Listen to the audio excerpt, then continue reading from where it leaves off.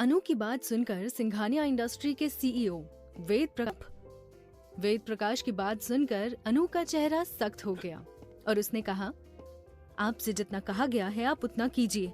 सचिन अभी विदेश में है, वो भारत आए इससे पहले ये काम हो जाना चाहिए। वेद के पास अपनी कंपनी के डायरेक्टर की बीवी मालकिन की बात मानने के अलावा कोई रास्ता नहीं था। उसे 15 साल के करियर में ये सबसे अजीब काम को करने का असाइनमेंट दिया जा रहा था। वेद जानता था कि अनु अपने निर्णय से पीछे नहीं हटने वाली, फिर भी उसने थोड़ी हिम्मत जुटाकर कहा, मैम आप सच में चाहती है कि हम चुपके से कोई ऐसी लड़की ढूंढे जो सचिन सर के साथ रात बिताए और एक बच्चे की माँ बनने के बाद वो बच्चा सिंघानिया परिवार को देकर और अपनी कीमत लेकर चली जाए? ऐसा तो कोई भी नहीं तैयार होगी। मिस्टर वेद, ये काम आपको करना ही पड़ेगा, चाहे जैसे करें। अनु ने सख्त नजरों से वेद की ओर देखते हुए कहा, मैम मेरे कुछ कॉन्टैक्ट्स हैं, मैं उनसे बात करता हूँ। वेद ने कुछ सोचते हुए कहा, okay do it. Yes ma'am, बोलकर वेद वहां से चला गया। वेद के जाने के बाद अपने विला के सोफे पर बैठी अनु उठकर अपने कमरे में आ गई। कमरे में आते ही उसकी नजर अपनी और सचिन की उस बड़ी सी तस्वीर पर पड़ी जो उसके बेड के सिरहाने लगी थी। 3 साल पुरानी तस्वीर ये देखकर उसे लग रहा था मानो ये कल की ही बात हो, जब वो हनीमून के लिए शादी के बाद अपनी फेवरेट प्लेस गुलमर्ग गई थी। वर्षों पुराने प्यार का शादी में तब्दील हो जाना किसी सपने के साकार होने जैसा था। अनु और सचिन दोनों बहुत खुश थे। उनके गुलमर्ग पहुंचते ही वहां मौसम की पहली बर्फ गिरी थी, जिससे वहां का मौसम और भी ज्यादा सुहावना हो गया था। ऐसा लग रहा था मानो प्रकृति भी दोनों का स्वागत कर रही हो। सचिन को बर्फ में स्कीइंग करने का बेहद शौक था। वे दोनों जिस रिजॉर्ट में ठहरे थे वो स्कीइंग रिजॉर्ट ही था। सचिन के कहने पर अनु ने भी स्कीइंग सीखना शुरू किया। वो उसका बार बार लड़खड़ाना और सचिन का उसको थाम लेना। सचिन की आवाज आज भी उसके कानों में गूंज रही थी, अनु ध्यान से, तुम डरना नहीं, मैं तुम्हारे पीछे हूँ। बहुत मजा आ रहा है सचिन, लेकिन ये बताओ मैं तुम्हारी तरह स्कीइंग कब कर पाऊंगी? बस बैलेंस बनाने की कोशिश करो और देखो वो दाईं तरफ वाली ढलान की ओर मत जाना। अनु को सच में बहुत मजा आ रहा था। उसने मस्ती में सचिन की चेतावनी को नजरअंदाज कर दिया और उस तीखी ढलान पर तेजी से फिसलने लगी। तेजी से फिसलते हुए उसके हाथों से स्टिक छूट गई। उसने डर कर चिल्लाते हुए कहा, सचिन मैं अपने आप को संभाल नहीं पा रही हूँ, मुझे जल्दी पकड़ो प्लीज। घबराओ मत अनु, बस अपना संतुलन बनाकर रखो, मैं तुम्हारे पीछे ही आ रहा हूँ। बोलते हुए सचिन ने अपनी स्कीइंग की स्पीड तेज कर दी। अनु की गति तेज होती चली जा रही थी और अब संतुलन बनाए रखना मुश्किल हो रहा था। सचिन प्लीज हेल्प, मैं अब गिर जाऊंगी। इतना बोलते ही अनु के सामने एक तीखा मोड़ आया और वहां मुड़ नहीं सकी और वो सीधा खाई की ओर फिसलने लगी। अब तक वो अपना संतुलन पूरी तरह खो चुकी थी, लेकिन इससे पहले कि वो खाई की तरफ और आगे बढ़ती, सचिन की मजबूत बाहों ने उसे थाम लिया था। ओह थैंक्स सचिन, तुमने मुझे बचा लिया, नहीं तो पता नहीं क्या हो जाता। अनु ने सचिन की बाहों का सहारा लेते हुए कहा, ऐसे कैसे क्या हो जाता? तुम मेरी जान हो और मैं अपनी जान को कुछ नहीं होने दे सकता।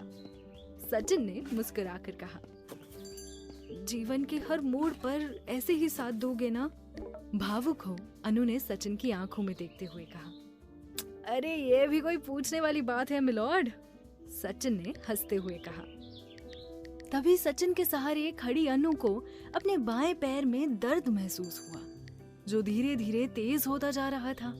उसने दर्द से परेशान होकर कहा, सचिन शायद मेरे बाएं पांव में मोच आई है। ओह चलो सूट में वापस चलते हैं, वहां कुछ फर्स्ट एड हमें मिल जाएगा। ओके। अनु ने जैसे ही सचिन का सहारा ले चलने की कोशिश की, दर्द से दोहरी हो धम से वहीं बैठ गई। फिर सचिन ने उसे अपनी पीठ पर उठाकर उस बर्फीली चढ़ाई पर चढ़ते हुए किसी तरह रिजॉर्ट तक पहुंचाया था। अतीत की इस खूबसूरत याद से बाहर आते हुए अनु ने अपनी आंखों में भर आए आंसुओं को पोंछते हुए अपने आप से कहा, वो सब कितना रोमांटिक था।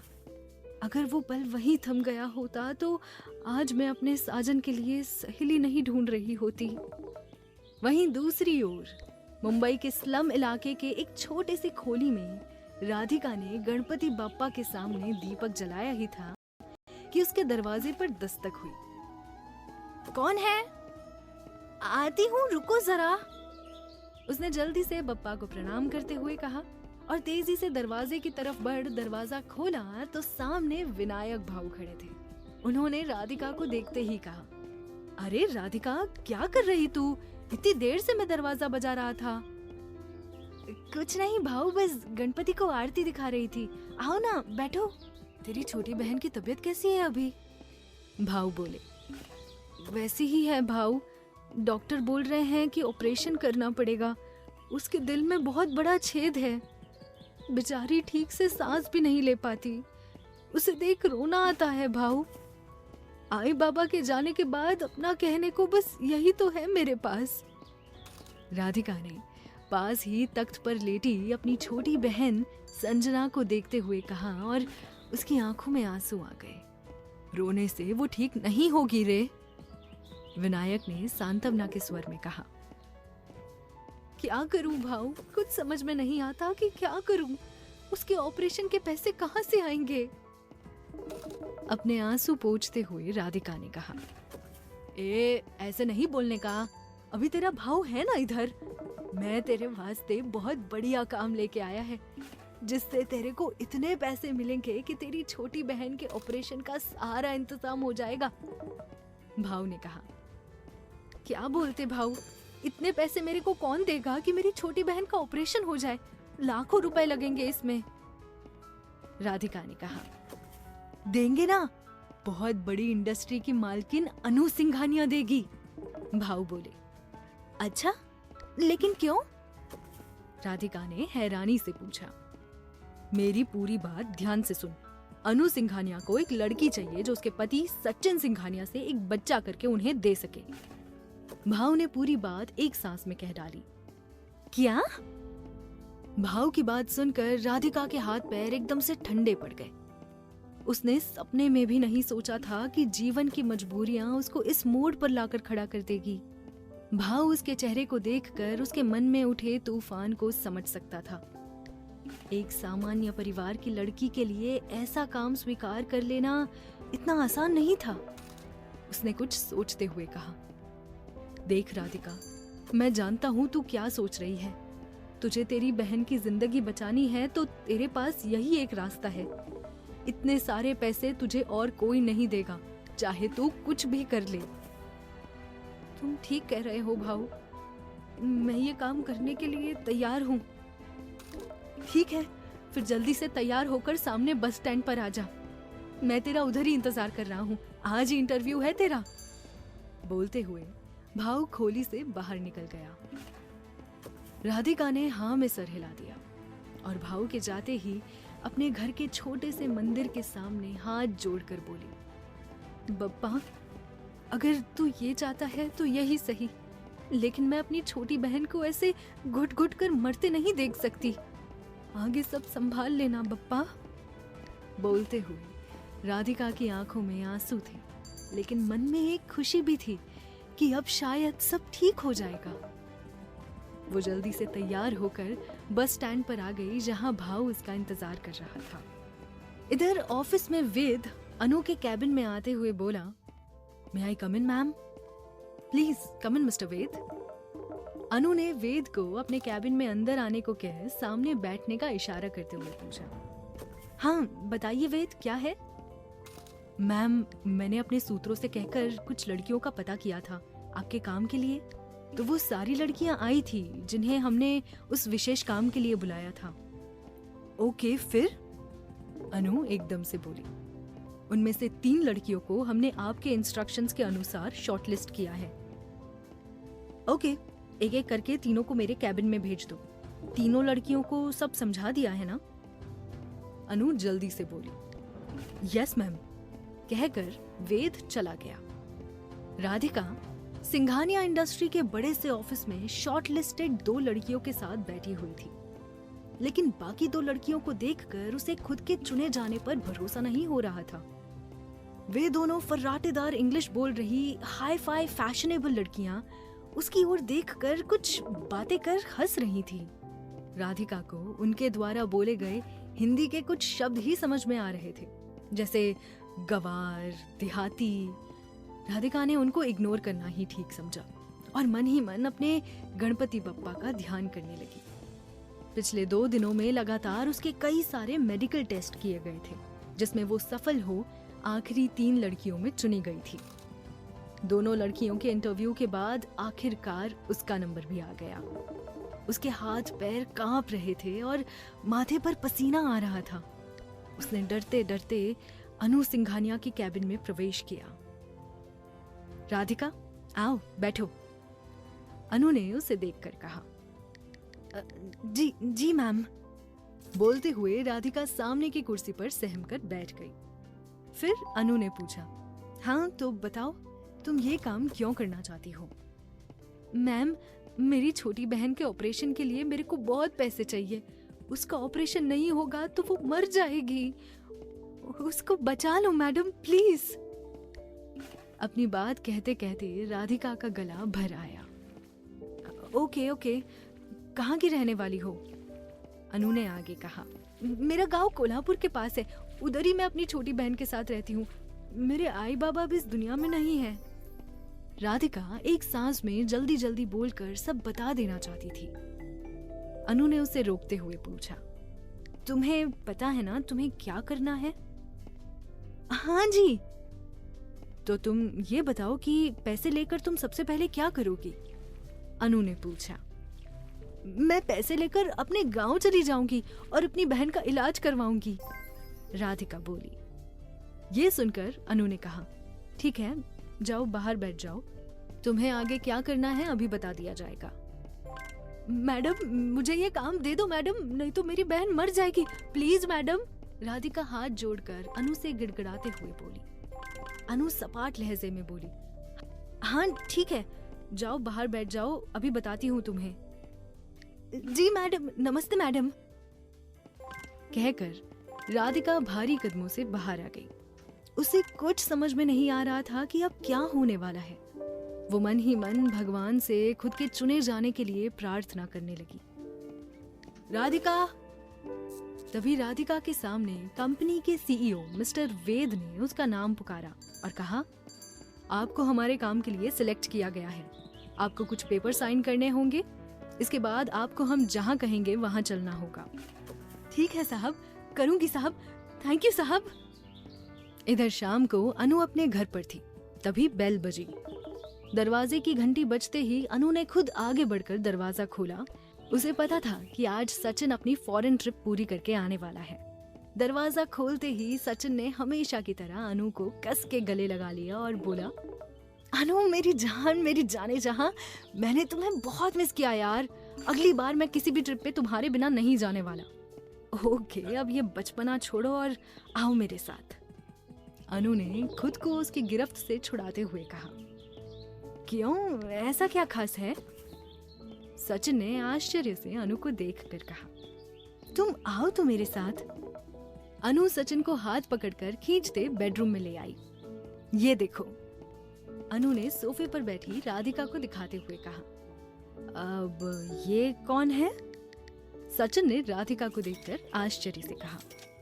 राधिका सचिन को देखकर सक पकाकर सोफे से उठकर खड़ी हो गई। ये राधिका है, ये तुमसे एक बच्चा पैदा करेगी, फिर वो बच्चा हमें सौंपकर अपने पैसे लेकर वापस चली जाएगी। ये क्या पागलपन है अनु? सचिन ने चीखते हुए कहा। अनु की बात से उसे एकाएक जोर का झटका लगा था। जैसा कह रही हूँ वैसा ही करो सचिन, अनु ने शांत रहते हुए अपनी बात कही। तुम्हारा दिमाग खराब हो गया है क्या? तुम्हें बच्चा चाहिए तो वो मेरा और तुम्हारा बच्चा होगा ना। मैं तुम्हें इतना प्यार करता हूँ और मैं बच्चा किसी और से पैदा करूंगा, ऐसा तुमने सोच भी कैसे लिया? सचिन ने एक सांस में लगभग चीखते हुए अपनी बात पूरी की। उसके सामने जो हो रहा था उसे उस पर विश्वास नहीं हो रहा था। रुको एक मिनट। अनु शांत स्वर में बोलते हुए अपनी अलमारी तक गई और एक लिफाफा निकालकर सचिन को हाथ में थमा दिया। अब ये क्या है? इसमें जो पेपर्स हैं उन्हें निकालकर पढ़ो। अनु के कहते ही सचिन ने लिफाफे से कागजात निकालकर पढ़ना शुरू किया और पढ़ते ही उसका चेहरा पीला पड़ गया और सारे कागज उसके हाथों से छूटकर नीचे गिर गए। आखिर अनु क्यों चाहती है किसी और लड़की से अपने खानदान का चिराग? आखिर क्या सचिन कभी अनु के इस फैसले के लिए राजी होगा? आखिर राधिका बचा पाएगी अपनी बहन की जान? और किस भंवर में फंसने वाली है इन तीनों की जिंदगी? जानने के लिए सुने अगला एपिसोड।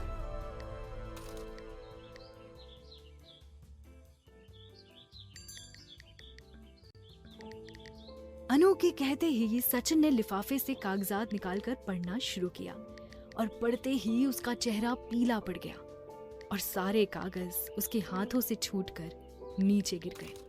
सुबह के 9 बज रहे थे और अनु अभी तक सोई हुई थी।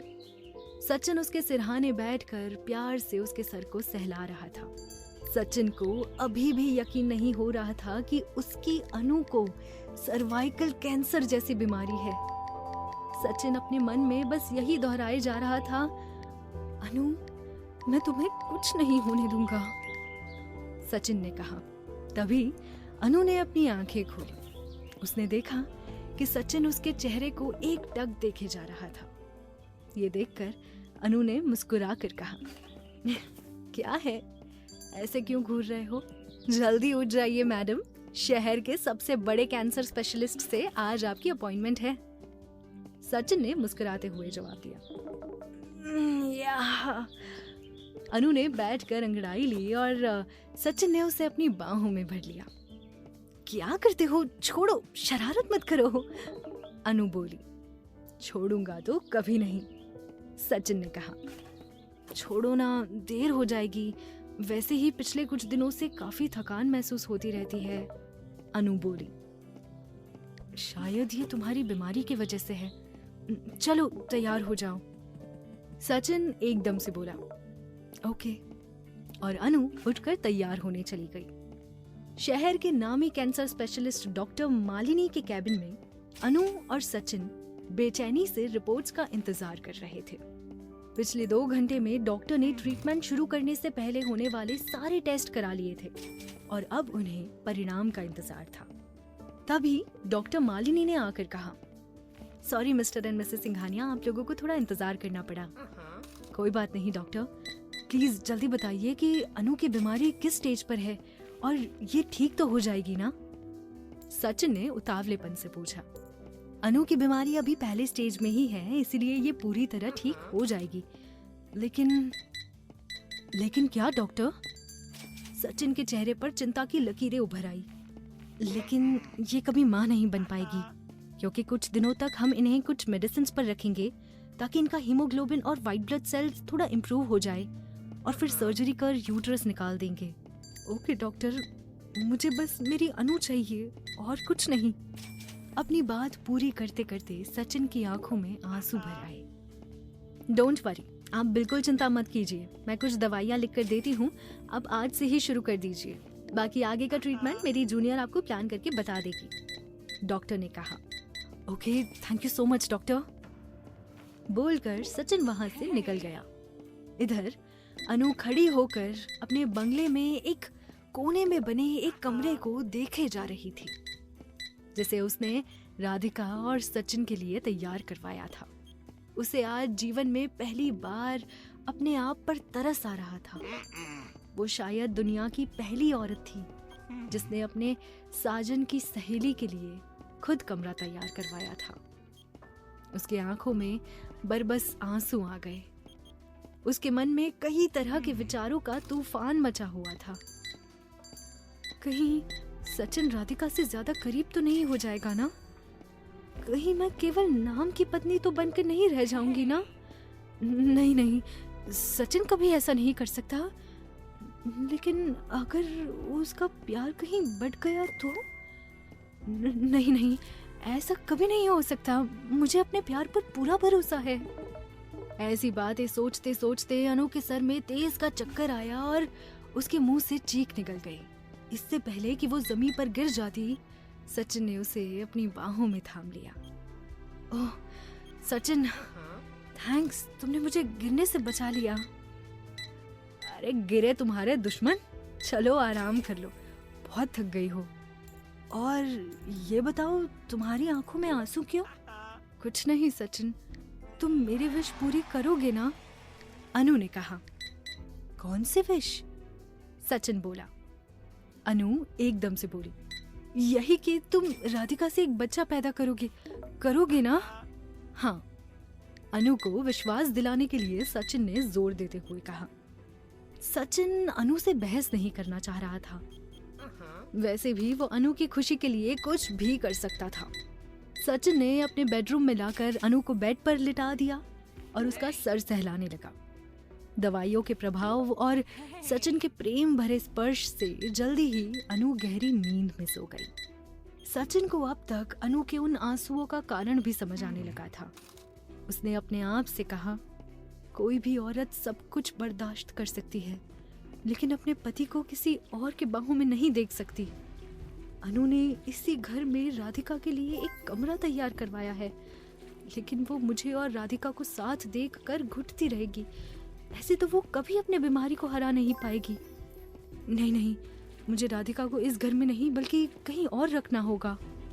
और फिर बेड से उठकर सचिन ने अनु का कंबल ठीक किया और उसके मासूम चेहरे को देखकर बड़बड़ाया, मैं तुम्हें कुछ नहीं होने दूंगा अनु, और तुम्हारी खुशी के लिए मैं तुम्हारी हर विश भी जरूर पूरी करूंगा। इधर आज बांद्रा के एक आलीशान अपार्टमेंट के एक फ्लैट में सचिन राधिका को लेकर आया था। ये फ्लैट फुल्ली फर्निश्ड था। आते ही राधिका ने अपने बैग से गणपति बप्पा की फोटो निकाली और मंदिर में रखकर दीपक जला दिया। राधिका, दूसरे कमरे से सचिन ने आवाज दी। जी सर, आई। राधिका ने आकर देखा तो सचिन जाने के लिए तैयार खड़ा था। सर थोड़ी देर रुक जाते, मैं कुछ मीठा बनाकर बप्पा को भोग लगा देती। मतलब आज इस घर में हम पहली बार साथ साथ है तो। अपनी बात पूरी करते करते राधिका शर्मा गई और सर झुकाकर अपने पाँव की उंगलियों से जमीन कुरेदने लगी। तुम कुछ मीठा बना लो, मैं भी चाहता हूँ कि मैं अनु की विश जल्द से जल्द पूरी करूँ। राधिका तेजी से पलटी और वहां से किचन में चली गई। सचिन मोबाइल पर अनु की मेडिकल रिपोर्ट देख रहा था जो डॉक्टर मालिनी ने अभी अभी भेजी थी। अनु का हीमोग्लोबिन और व्हाइट ब्लड सेल्स इंप्रूव हो रहे थे और डॉक्टर मालिनी ने मैसेज किया था, अब हम जल्दी ही अनु जी का ऑपरेशन करेंगे और वे पूरी तरह से ठीक हो जाएंगी। Thanks God. सचिन ने मन ही मन भगवान को धन्यवाद दिया। सुनिए। तभी राधिका की आवाज सचिन के कानों में पड़ी। सचिन ने मोबाइल से सर उठाकर देखा तो राधिका उसके सामने खड़ी थी। सचिन ने कहा, हाँ राधिका बोलो, खाना भी बना रही हूँ, खा के जाइएगा। राधिका ने मीठी आवाज में कहा। ठीक है, सचिन ने कुछ सोचते हुए कहा। राधिका सुंदर सी मुस्कुराहट देती हुई पलटकर वापस किचन में जाने लगी। सचिन उसे पहली बार नजर भर के देख रहा था। वो सांवला रंग, चमकता चेहरा, बड़ी बड़ी आंखें, कमर तक झूलते लंबे काले बाल और तराशा हुआ शरीर। उफ, अनायास ही सचिन के मुंह से निकला। राधिका को नजर भर के देखने के बाद सचिन मदहोशी सी महसूस कर रहा था। जी कुछ कहा आपने? सचिन की आवाज सुनकर राधिका ने पलट कर पूछा। नहीं, मैं ये कह रहा था कि मैंने तुम्हारी छोटी बहन के इलाज की व्यवस्था कोल्हापुर में करवा दी है, वो जल्दी ही ठीक हो जाएगी। जी थैंक्स। राधिका पलटकर वापस जाने लगी तो सचिन ने आगे बढ़कर उसे अपनी बाहों में भर लिया। इस तरह दिन हफ्ते बने और हफ्ते महीने। अनु की सेहत में लगातार सुधार हो रहा था और अब उसे सर्जरी की डेट भी मिल गई थी। वहीं राधिका की प्रेगनेंसी भी डॉक्टर्स ने कंफर्म कर दी थी। सचिन का सारा समय अनु और राधिका की देखभाल में ही गुजर जाता था। एक दिन सचिन बहुत बेचैनी से कमरे में टहलते हुए फोन पर बात कर रहा था और अनु उसे देखते हुए सारी बात समझने की कोशिश कर रही थी। वो फोन पर बोल रहा था, वेद, कैसे करके भी आप इटली वाली कंसाइनमेंट को क्लियर करवाइए। मैं जानता हूँ मेरे ऑफिस नहीं आ पाने की वजह से ये सारी प्रॉब्लम आ रही है, but you try your best. मैं आज कैसे भी ऑफिस आने की कोशिश करता हूँ। क्या बात है सचिन, कोई परेशानी है? अनु ने पूछा। नहीं अनु, ऑफिस में कुछ प्रॉब्लम्स हो गई हैं, सचिन ने जवाब दिया। तो अनु गुस्से में बोली, ऑफिस नहीं जाओगी तो प्रॉब्लम्स तो होगी ना। मैंने कितनी बार कहा है कि ऑफिस चले जाया करो, मैं अब ठीक हूँ। सचिन ने कहा, नहीं अनु, तुम्हारे और हमारे बच्चे का ध्यान रखना मेरी सबसे बड़ी जिम्मेदारी है। अनु अब हामी भरते हुए बोली, चलो आज तो ऑफिस चले जाओ। ओके, मैं अभी गया और अभी आया। अनु के माथे पर किस करके सचिन तेजी से निकल गया। ऐसे तो सचिन सारा बिजनेस ही बर्बाद कर लेगा। आखिर वो भी बेचारा क्या करे, उसे मेरा भी ध्यान रखना पड़ता है और राधिका का भी। फिर मेरी सर्जरी भी होने वाली है और सचिन को मेरे साथ ही अधिक टाइम स्पेंड करना होगा। इसमें राधिका की केयर भी ठीक से नहीं हो पाएगी। ऐसा करती हूँ, राधिका को जाकर यहीं ले आती हूँ, फिर सचिन के पास ऑफिस के लिए भी समय निकल आएगा। और बिना देर किए अनु राधिका को सिंघानिया मेंशन लाने के लिए उसके घर की ओर चल पड़ी। इधर अनु जब राधिका के फ्लैट पर पहुंची तो राधिका अपने मोबाइल पर कुछ देख रही थी। अरे राधिका, क्या कोई मूवी देख रही हो? अनु ने मुस्कुराते हुए पूछा। नहीं मैम, ये तो ऐसे ही, कहकर राधिका जल्दी से मोबाइल स्क्रीन बंद करने लगी। लेकिन अनु की निगाह उस पर पड़ गई। वो अपने मोबाइल पर सचिन की फोटो खोलकर शायद उसे देखे जा रही थी। ये देख अनु ने राधिका से कहा, क्या तुम सचिन से प्यार करती हो? अनु का सवाल सुनकर राधिका एक क्षण के लिए अवाक रह गई। फिर उसने धीरे से नजरें झुकाकर कहा, वो मुझे उनसे पहले किसी ने नहीं छुआ था और मैं अब उनके बच्चे की माँ बनने वाली हूँ, तो थोड़ा मन में लगाव तो हो जाएगा ना मैम।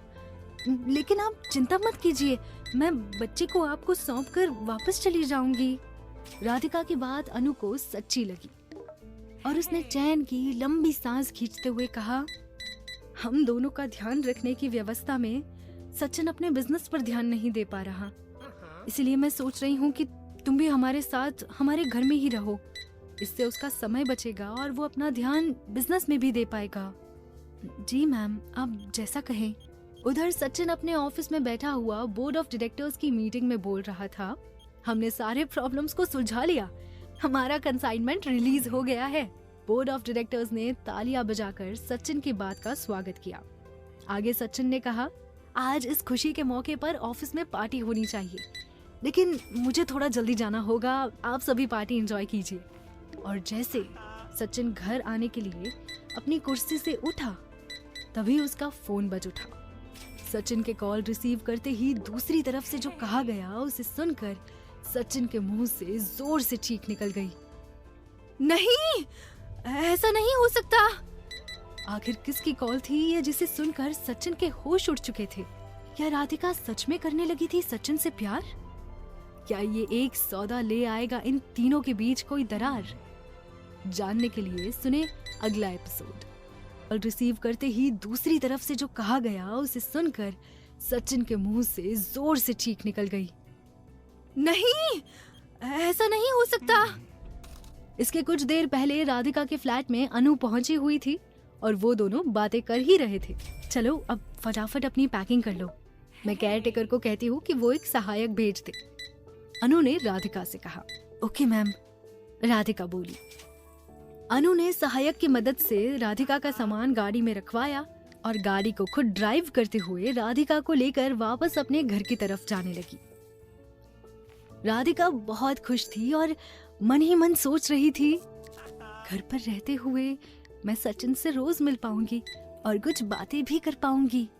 दूसरी तरफ अनु को ड्राइव करने में अब परेशानी का अनुभव हो रहा था। उसका हीमोग्लोबिन और व्हाइट ब्लड सेल्स कुछ बढ़े तो थे, लेकिन अभी भी उसकी कमजोरी बनी हुई थी। वो आम तौर पर ऐसा कोई रिस्क नहीं लेती थी, पर आज उसका ड्राइवर छुट्टी पर था और वो पहले से परेशान सचिन को और ज्यादा परेशान नहीं करना चाहती थी। इसीलिए खुद ही ड्राइव करते हुए राधिका को लेने चली आई थी। लेकिन अब उसका स्वास्थ्य उसे ड्राइविंग की अनुमति नहीं दे रहा था। फिर भी वो खुद को अंदर से मजबूत कर काफी सावधानी से गाड़ी ड्राइव कर रही थी। लेकिन एक मोड़ पर उसके सर में तेज चक्कर आया और आंखों के सामने अंधेरा छा गया और वो स्टीयरिंग पर अपना नियंत्रण खो बैठी और उसकी गाड़ी डिवाइडर से जा टकराई। गाड़ी की स्पीड तेज थी तो इस टक्कर के बाद गाड़ी जोरों से ऊपर उछली और रोड पर गिरकर तेजी से पलट गई। ऑफिस में पुलिस से एक्सीडेंट की खबर सुनकर सचिन के होश उड़ गए और वो तेजी से ऑफिस से निकलकर पुलिस के बताए कोकिलाबेन हॉस्पिटल के ट्रॉमा सेंटर की तरफ चल पड़ा। अपने ऑफिस से हॉस्पिटल तक का सफर सचिन के लिए सबसे कठिन पल थे। उसने जो फोन पर सुना था उस पर अभी भी उसे विश्वास नहीं हो रहा था। आखिर ऐसा कैसे हो सकता है? एफएम पर न्यूज आ रहा होगा। सचिन ने बड़बड़ा। ये गाड़ी सिंघानिया इंडस्ट्री की मालकिन अनु सिंघानिया की बताई जा रही है। सूत्रों का कहना है कि तेज गति से गाड़ी डिवाइडर से टकरा पलट गई। इस दुर्घटना में कार में बैठी दोनों औरतें बुरी तरह से घायल हो गई है। दोनों को ही कोकिलाबेन हॉस्पिटल के ट्रॉमा सेंटर में भर्ती कराया गया है। नहीं, ये नहीं हो सकता।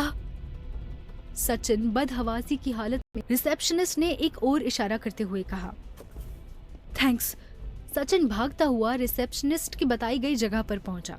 वहां डॉक्टर्स की एक टीम पहले से ही उसका इंतजार कर रही थी। सचिन को देखते ही डॉक्टर्स ने कहा, जल्दी आइए मिस्टर सिंघानिया, हम आपका ही वेट कर रहे थे। यस डॉक्टर, सब ठीक तो है ना? सचिन बोला। आपकी पत्नी के साथ एक और लेडी है जो प्रेग्नेंट है। क्या आप उनकी पहचान कर सकते हैं? डॉक्टर्स ने कहा। Pregnant lady? अनहोनी की आशंका से सचिन के होशो आवाज उड़ गए। उसने जल्दी से कहा, हाँ, क्यों नहीं, प्लीज जल्दी दिखाइए। Oh my God.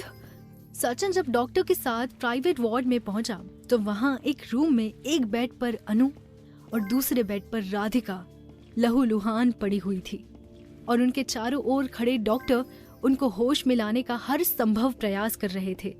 ये देखकर सचिन को बहुत जोर से रोना आ रहा था, लेकिन उसने किसी तरह से अपने आप को रोका और कहा, हाँ डॉक्टर, मैं जानता हूँ ये राधिका है।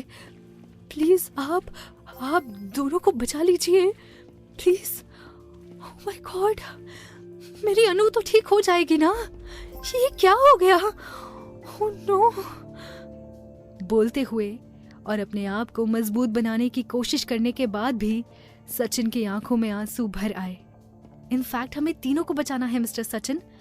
अनु और राधिका के साथ साथ उनके बच्चे को भी बचाना है और इसके लिए हमें इमरजेंसी में कुछ सर्जरी करनी पड़ेगी। हमें कंसर्न पेपर पर आपके सिग्नेचर चाहिए। एक डॉक्टर ने कुछ कागजात सचिन की ओर आगे बढ़ाते हुए कहा। सचिन ने फटाफट सारे कागजात पर हस्ताक्षर कर दिए। डॉक्टर, अनु तो बच जाएगी ना? वो ठीक तो है? सचिन ने बेसब्री से पूछा। अभी हम कुछ कह नहीं सकते, आप यहीं इंतजार कीजिए। डॉक्टर्स की टीम अनु और राधिका को लेकर इमरजेंसी ऑपरेशन थिएटर में चली गई। हे भगवान, मेरी अनु को बचा लेना, राधिका और बच्चे के प्राणों की रक्षा करना। विजिटर्स रूम में बैठा हुआ सचिन ईश्वर से मन ही मन प्रार्थना करने लगा। तभी उसने अपने कंधे पर ममता भरा स्पर्श अनुभव किया। सचिन ने पलट कर देखा तो उसकी माँ सुनीता सिंघानिया पीछे खड़ी थी। अपनी माँ को सामने देखकर सचिन के सब्र का बांध टूट गया और वो छोटे बच्चे की तरह अपनी माँ से लिपट कर फफक कर रोने लगा। चुप हो जा मेरे बच्चे, मैंने जीवन में कभी कोई बुरा काम नहीं किया। भगवान मेरे साथ ऐसा अन्याय नहीं कर सकते। देखना, मेरी प्यारी बहू अनु और मेरा पोता दोनों सही सलामत ऑपरेशन थिएटर से वापस बाहर आएंगे। सुनीता जी ने रुआंसी आवाज में सचिन को डांडस बंधाते हुए कहा। लेकिन सचिन को सांत्वना देते देते सुनीता सिंघानिया खुद भी रोने लगी। उन्हें अनु के साथ बिताया हुआ हर लम्हा याद आ रहा था। अनु एक बहुत ही अच्छी बहू थी और वो बेटी की तरह सुनीता सिंघानिया का हमेशा ध्यान रखती थी। सुनीता को हमेशा से इस बात का मन में मलाल था कि भगवान ने उनको सचिन जैसा बेटा तो दिया, लेकिन उनको एक बेटी नहीं दी। सचिन की शादी के बाद उनकी भगवान से ये शिकायत भी समाप्त हो गई थी। सुनीता सिंघानिया को आज भी याद है जब सचिन के पिता पृथ्वी सिंघानिया का हार्ट अटैक से देहांत हुआ था तो कैसे अनु ने उनको संभाला था। सचिन अक्सर विदेश यात्रा पर जाता रहता था और उसकी अनुपस्थिति में अनु घर और ऑफिस दोनों बराबर संभालती थी। अनु जब भी ब्यूटी पार्लर जाती तो सुनीता सिंघानिया को जिद करके अपने साथ ले जाती। अपने लिए जब भी शॉपिंग करती तो साथ में सुनीता के लिए भी शॉपिंग जरूर करती थी। अनु के केयरिंग नेचर और समझदारी भरे व्यवहार ने उनके पति के देहांत के बाद उनको फिर से जिंदगी जीने के लिए एक बहुत बड़ा सहारा दिया था। उन्होंने सपने में भी नहीं सोचा था कि अनु ऐसे बीमार हो जाएगी और एक दिन कार दुर्घटना का शिकार होकर ट्रॉमा सेंटर के इमरजेंसी ऑपरेशन थिएटर तक पहुंच जाएगी। वो मन ही मन अनु और अपने पोते के सलामती की दुआएं भगवान से मांगने लगी। अपनी माँ के कंधे पर सर रखे हुए कब घंटों बीत गए सचिन को पता ही नहीं चला। तभी ऑपरेशन थिएटर का दरवाजा खुला और एक सीनियर डॉक्टर ने सचिन को बुलाकर कुछ कहा जिससे सचिन जम सा गया। आखिर क्या कहा था डॉक्टर ने सचिन से जिससे वो जम सा गया? कहीं अनु और राधिका के साथ कोई अनहोनी तो नहीं हुई? क्या सचिन की जिंदगी पलटने वाली है? और अब क्या मोड़ लेगी ये कहानी? जानने के लिए सुने अगला एपिसोड।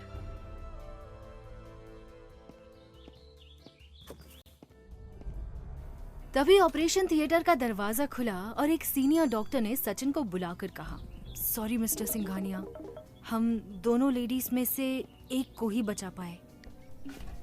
सचिन का दिल किसी अनहोनी की आशंका से बुरी तरह से कांप उठा। उसने किसी तरह शब्दों को ठेलते हुए कहा, किसे बचा पाए? अपनी बात पूरी करते करते उसका गला भर आया। आई एम सॉरी टू से बट आपकी पत्नी मिसेस अनु अब इस दुनिया में नहीं रही। नहीं डॉक्टर, प्लीज कह दीजिए ये झूठ है। नहीं, ऐसा नहीं हो सकता। मेरी अनु मुझे छोड़ के नहीं जा सकती। सचिन के गले से मुश्किल से थोड़ी आवाज बाहर आ पा रही थी। उसे यकीन नहीं हो रहा था कि उसकी अनु अब इस दुनिया में नहीं है। धैर्य रख बेटा, धैर्य रख। सचिन के पीछे आकर खड़ी हुई सुनीता सिंघानिया ने अपने सचिन को सांत्वना देते हुए कहा। सुनीता जी का कलेजा अनु की मौत की खबर सुनकर फट गया था और वो भी फूट फूट कर रोना चाहती थी, लेकिन उन्हें अपने बेटे सचिन और अब आने वाली मुश्किल स्थितियों को भी संभालना था। सो उन्होंने अपना धैर्य बनाते हुए पूछा, डॉक्टर, क्या राधिका और उसका बच्चा ठीक है? राधिका और उनका बच्चा पूरी तरीके से ठीक है। आप थोड़ी देर के बाद उनसे मिल सकते हैं। डॉक्टर, आपने राधिका को बचा लिया तो फिर अनु को क्यों नहीं बचा सके? दुख से बेजार हो सचिन ने डॉक्टर से पूछा। सॉरी सर, मिसेस सिंघानिया को कैंसर था और उनका हेमोग्लोबिन और व्हाइट ब्लड सेल्स भी कम थे। हमने बहुत कोशिश की, लेकिन आज अनु की 13वीं थी और राधिका हॉस्पिटल से घर वापस आ गई थी। सुनीता सिंघानिया उसे अपने साथ सिंघानिया मेंशन लेकर आई थी, लेकिन सचिन अभी भी उस सच को स्वीकार नहीं कर पा रहा था कि अनु अब इस दुनिया में नहीं है। वो गुमसुम अकेला बैठा रहता और पुरानी यादों में खोया रहता था। सचिन ने खाना पीना सब छोड़ दिया था और उसका स्वास्थ्य भी लगातार गिरता जा रहा था। सुनीता सिंघानिया सचिन को इस तरह निराशा में डूबा देख बहुत चिंतित थी। बेटा, चल थोड़ा सा कुछ खा ले। सुनीता ने सचिन का सर सहलाते हुए उसे बहुत स्नेह से कहा। नहीं मम्मा, मुझे बिल्कुल भी भूख नहीं है, मैं नहीं खाऊंगा। बेटा, नहीं खाएगा तो तेरी सेहत खराब हो जाएगी। तो हो जाने दो मम्मा, अब मुझे कुछ भी अच्छा नहीं लगता। मुझे अनु की बहुत याद आती है। सोने की कोशिश करता हूँ तो उसके ही सपने आते हैं। मैं क्या करूं, कहाँ जाऊं? हमेशा बस ऐसी ही बातें करके सचिन सुनीता सिंघानिया से लिपट कर रोने लगता था। अपने बेटे के दुख और तकलीफ के आगे सुनीता की ममता भी हार जाती थी। एक दिन सचिन रोते हुए सुनीता सिंघानिया की गोद में सर रखकर सो गया।